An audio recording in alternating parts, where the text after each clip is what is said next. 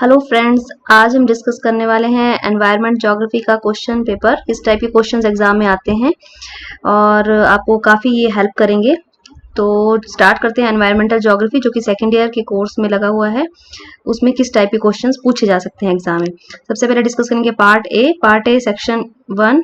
इसमें सबसे पहले वन वर्ड क्वेश्चंस होंगे, जिसको आपने वन वर्ड या वन सेंटेंस में हमने आंसर देना है।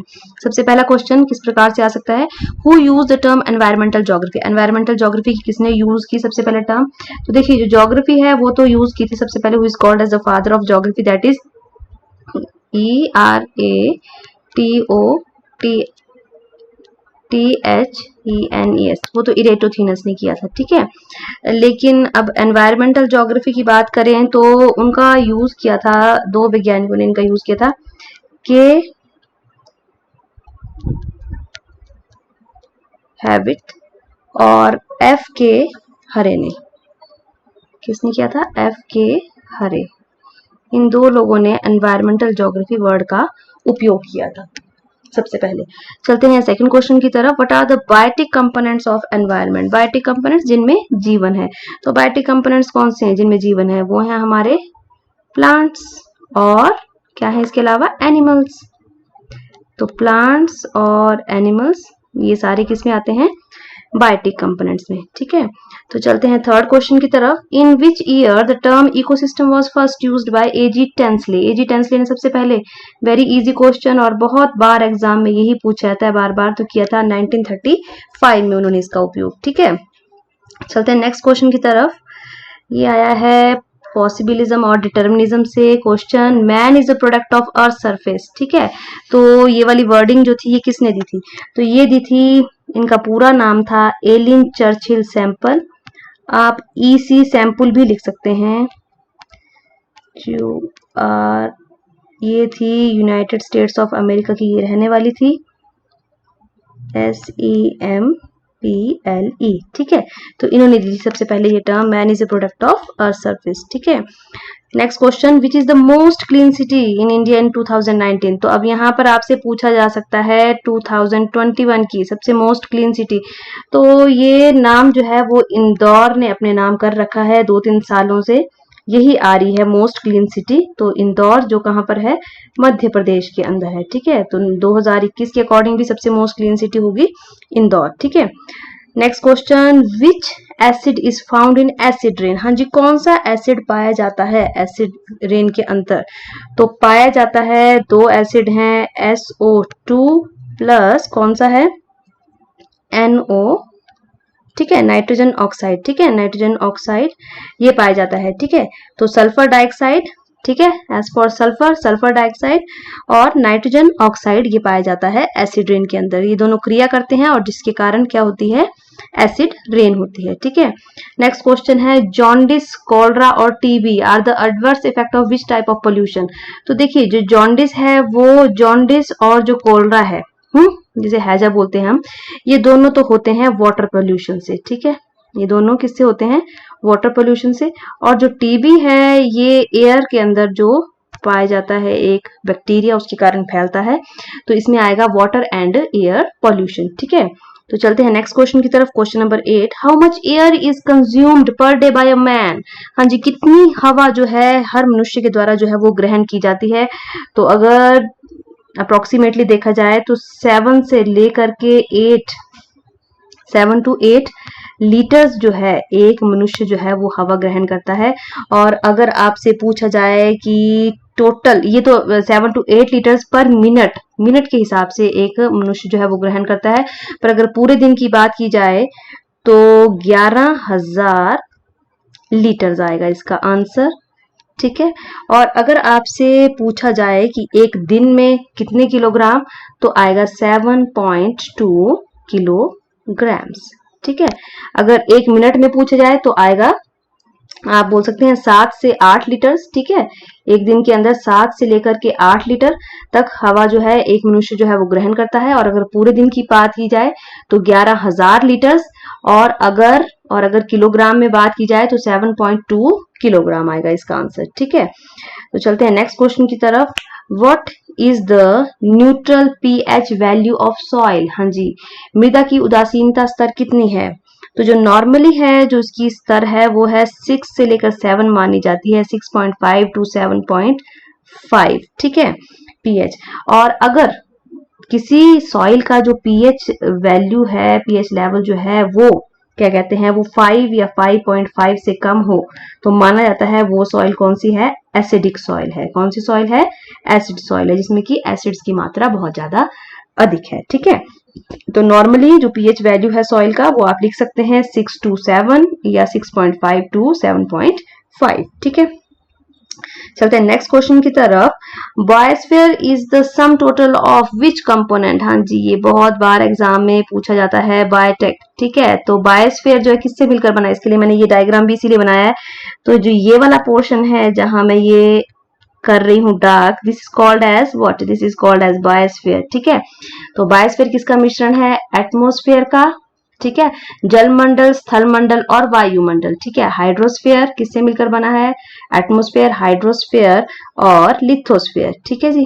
तो इन तीनों चीजों से मिलकर के तीनों चीजें जहां पर पाई जाती हैं उसे हम बोलते हैं बायोस्फीयर। आप ये डायग्राम भी बना सकते हैं, लेकिन एक वन वर्ड आंसर में जरूरी नहीं है डायग्राम बनाना, ये मैं वैसे आपको बता रही हूँ, ठीक है।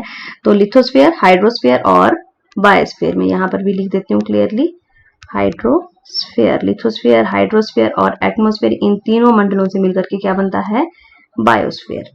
चलते हैं नेक्स्ट क्वेश्चन की तरफ। Explain briefly the importance of environmental geography. हाँ जी, एनवायरमेंटल ज्योग्राफी की क्या इंपॉर्टेंस है। एनवायरमेंटल ज्योग्राफी हमें एनवायरमेंट के बारे में बताती है, हमारे एनवायरमेंट में कौन कौन से क्या क्या चीजें पाई जाती हैं, किस प्रकार से हमने एनवायरमेंट को उपयोग करना है, उस सब के बारे में बताती है एनवायरमेंटल ज्योग्राफी, ठीक है।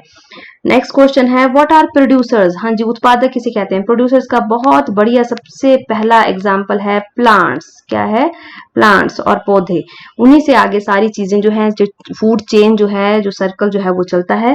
तो plants are the biggest producer on the surface of the earth. आप लिख सकते हैं इसके अंदर विद एग्जांपल्स में लिख सकते हैं, प्लांट से ही शुगर बनती है, प्लांट से ही ग्रेन्स बनते हैं, ठीक है। सभी चीजें जो है ये कहाँ से निकल के आती हैं, पौधों से ही निकल करके आती हैं। तो मनुष्य भी किसके ऊपर निर्भर है, इन्हीं प्रोड्यूसर्स के ऊपर, ठीक है ना। तो नेक्स्ट क्वेश्चन है discuss some effective steps to check air pollution. हाँ जी, कोई इफेक्टिव स्टेप्स आपने बताने हैं, नियंत्रण के उपाय बताने हैं, उपयोगी कदम बताने हैं, जैसे कि गाड़ियों में पोल्यूशन का हम चेक करें, ठीक है, जिनसे ज्यादा धुआं ना निकले, और 10 साल से ऊपर बड़ी ज्यादा पुरानी जो गाड़ी हैं उनका उपयोग ना करें। चिमनियों, जो फैक्ट्रीज की चिमनियां हैं उनका धुआं हमारी हवा को खराब ना करे, उनकी पहले प्यूरिफाई होनी चाहिए, जितनी भी इंडस्ट्रीज हैं। तो ये सारे जो चेक हैं, स्टेप्स हैं, जो वो आएंगे एयर पोल्यूशन के अंतर्गत। Describe food chain system of ecosystem. हाँ जी, जो परिस्थितिकी तंत्र है, जो हमारा सारा तंत्र है परिस्थितिकी तंत्र, उसमें जो फूड चेन है, जैसे कि अभी मैंने बताया भी आपको, प्लांट्स हैं, ठीक है ना। प्लांट्स को कौन खाता है, प्लांट्स को खाते हैं फॉर एग्जाम्पल एनिमल, है ना। एनिमल्स को, जैसे कि हम लोग हैं सर्वाहारी, एनिमल्स को कौन खाता है, मैन, ठीक है। तो इस प्रकार से जो हमारे इकोसिस्टम की फूड चेन है, ठीक है, वो बनानी है, इसके अंतर्गत आपने दिखानी है, ठीक है। तो ये एक क्वेश्चन जो है वो 5 नंबर का होगा, ठीक है। अकॉर्डिंग टू मार्क्स आपने लिखना है। नेक्स्ट क्वेश्चन है discuss briefly the impact of global warming on aquatic life. हाँ जी, जो एक्वाटिक लाइफ है हमारी, जो जहां पर हमारे जलीय जीव रहते हैं, उनके ऊपर क्या प्रभाव पड़ा है।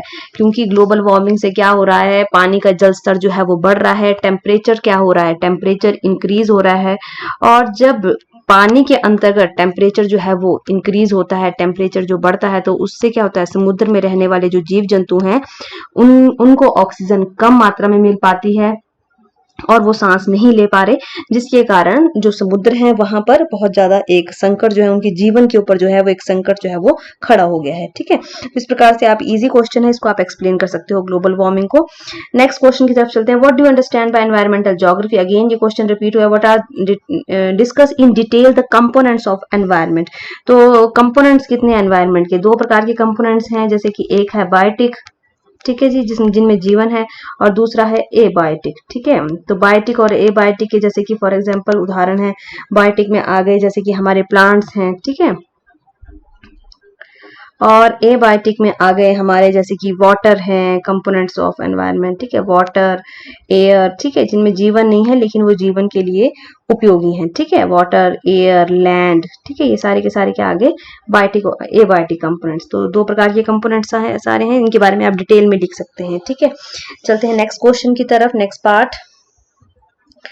Discuss in detail the different approaches to the study of environmental geography. ठीक है, डिटेल में बतानी है कौन कौन सी अप्रोचेस हैं जो एनवायरमेंट ज्योग्राफी को स्टडी करती हैं, जैसे कि डिटर्मिनिज्म है, पॉसिबिलिज्म है, ठीक है, जिनके बारे में हमने पढ़ा है, नियो डिटर्मिनिज्म है, तो वो सब जो है वो एनवायरमेंटल ज्योग्राफी की तरफ हमारे इशारा करती हैं। ठीक है, नेक्स्ट क्वेश्चन है डिफाइन इकोसिस्टम। हाँ जी, इकोसिस्टम क्या है?